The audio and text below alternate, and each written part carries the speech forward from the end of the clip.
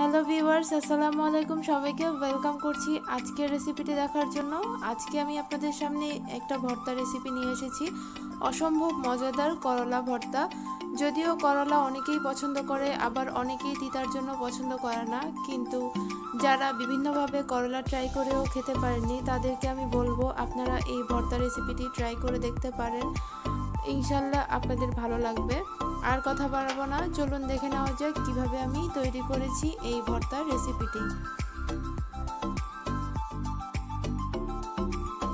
করলা ভর্তার জন্য আমি এখানে মিডিয়াম সাইজের 3টা করলা নিয়ে নিয়েছি। করলাগুলোকে আমি এভাবে মাঝখান থেকে কেটে ভেতরে যে বীজগুলো আছে সেই বীজগুলো ফেলে দেব, কারণ বীজগুলো সহ ভর্তা করলে খেতে ভালো লাগে না, তাই আমি বীজগুলো ফেলে দিচ্ছি। আবার আমি এমন অনেককেই দেখেছি যারা বীজগুলো খেতে পছন্দ করেন, তারা ইচ্ছে করলে রেখেও দিতে পারেন, তবে আমার কাছে ভালো লাগে না, তাই আমি ফেলে দিচ্ছি।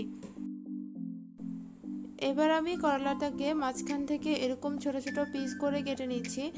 খুব বেশি পাতলা পাতলা করে কাটতে হবে না, কারণ আমি করলাগুলোকে সিদ্ধ করে নেব। সো একটু ছোট ছোট পিস করে কেটে নিলেই হবে। আমার করলাগুলো কাটা হয়ে গিয়েছে, এবার আমি এগুলোকে সিদ্ধ করব। করলাগুলোকে সিদ্ধ করার জন্য আমি একটা ফ্রাইং প্যানে প্রায় হাফ কাপ পানি নিয়ে একটু গরম করে নিয়েছি। এবার এতে আমি 1 চিমটি লবণ দিয়ে দিয়েছি। তারপর এতে আগে থেকে কেটে রাখা করলাগুলো দিয়ে একটু হালকা নেড়ে চেড়ে একটা বলক আসা পর্যন্ত অপেক্ষা করব। যখন বলক চলে আসবে তখন আমি করলাগুলোকে ঢেকে দিয়ে সিদ্ধ করে নেব। আর এই সময় চুলার আঁচ আমি মিডিয়ামে রাখবো। ঢেকে দিলে করলাটা খুব ভালো মতো সিদ্ধ হয়ে যাবে। আমার প্রায় 7 মিনিটের মতো সময় লেগেছে। 7 মিনিট পর করলাগুলো একদম সিদ্ধ হয়ে গিয়েছে। আমি একটু দেখিয়ে দিচ্ছি, দেখুন চামচ দিয়ে একটু ধরলেই ভেঙে যাচ্ছে। এবার আমি যে অতিরিক্ত পানিটা আছে সেটা খুব ভালো মতো শুকিয়ে নিব, কারণ যদি করলাতে পানি থেকে যায় তাহলে ভর্তাটা খেতে ভালো লাগে না।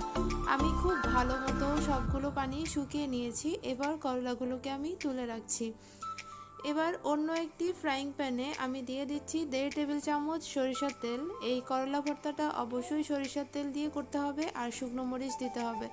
যাদের গ্যাস্ট্রিকের সমস্যা আছে তারা কাঁচামরিচ দিয়েও করতে পারেন, তবে শুকনো মরিচ দিয়েই টেস্টটা ভালো হয়। আমি এবার সেই সরিষার তেলে কিছু শুকনো মরিচ একটু টেলে নিচ্ছি। শুকনো মরিচগুলো টালা হয়ে গিয়েছে, এবার আমি এগুলোকে তুলে রাখছি। তারপর সেই একই তেলে আমি মিডিয়াম সাইজের একটা পেঁয়াজ দিয়ে দিচ্ছি। তারপর এতে দিয়ে দিচ্ছি 1.5 টেবিল চামচের মতো রসুন কুচি। এবার এগুলোকে আমি একটু ফ্রাই করে নিব। খুব বেশি ফ্রাই করার দরকার নেই, যদি পুড়ে যায় পেঁয়াজটা তাহলে টেস্ট ভালো লাগে না।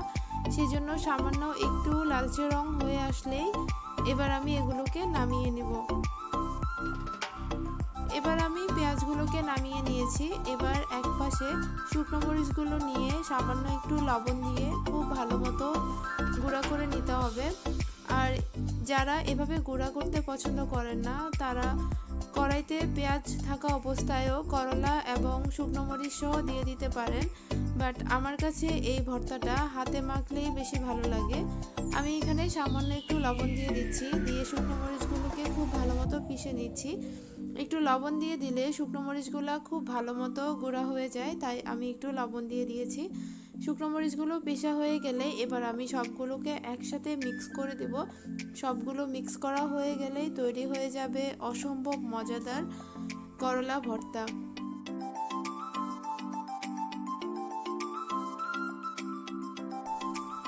করলা ভর্তাটা অলমোস্ট মাখানো হয়ে গিয়েছে, এবার শুধু সার্ভের অপেক্ষায়। আমি একটা সার্ভিং ডিশে সার্ভ করে দিচ্ছি। আশা করছি আজকের রেসিপিটা আপনাদের ভালো লেগেছে। যদি আমার রেসিপিগুলো দেখে আপনারা ট্রাই করে থাকেন তাহলে আমার ফেসবুক পেজে আমার সাথে শেয়ার করতে পারেন আপনাদের রেসিপিগুলো। আর আপনাদের যদি কোনো মতামত থাকে সেটাও আমাকে জানাতে পারেন। আমি আমার ফেসবুক পেজের লিংক ডেসক্রিপশন বক্সে দিয়ে দেব। আজকে বিদায় নিচ্ছি, দেখা হবে নেক্সট এপিসোডে অন্য কোনো নতুন রেসিপি নিয়ে।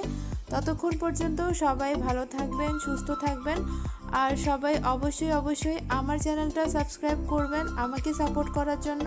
পাশে থাকা বেল আইকনটিও ক্লিক করে রাখবেন। আজকে আর বাড়াচ্ছি না, বিদায় নিচ্ছি।